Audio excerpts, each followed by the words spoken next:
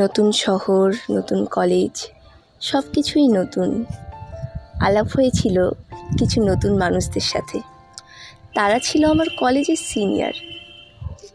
তখন অবশ্য আমার কাছে সিনিয়রের ডেফিনিশনটা অনেকটাই আলাদা ছিল। তখন সিনিয়র মানে একটা ভয় কাজ করতো।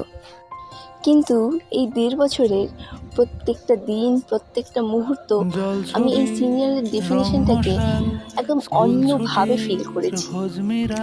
আসলে প্রথমে যাদের সিনিয়র বলেছিলাম, আমার ভাবা সিনিয়রের ডেফিনিশনের মধ্যে তারা কখনোই পড়েনি। তারা শুধু আমার সিনিয়র নয়, তারা আমার বন্ধু। ব্যাচমেটদের সঙ্গে তো সবাই বন্ধুত্ব করে, আমি আমার সিনিয়রের সাথে বন্ধুত্ব করেছি। আর এটাই আমার কলেজ লাইফের সব থেকে বড় প্রাপ্তি। এরা না থাকলে হয়তো এই ছোট্ট শহরটাতেও আমি হারিয়ে যেতাম।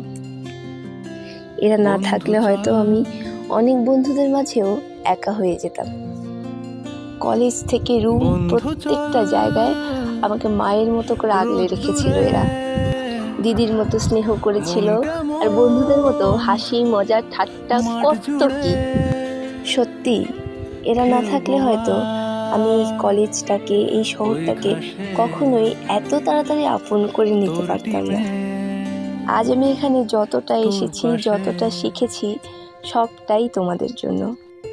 এখন আমরা আলাদা হয়ে যাচ্ছি, কিন্তু আমাদের কাটানো মুহূর্তগুলো, গল্পগুলো আমার মন থেকে কখনোই আলাদা হবে না।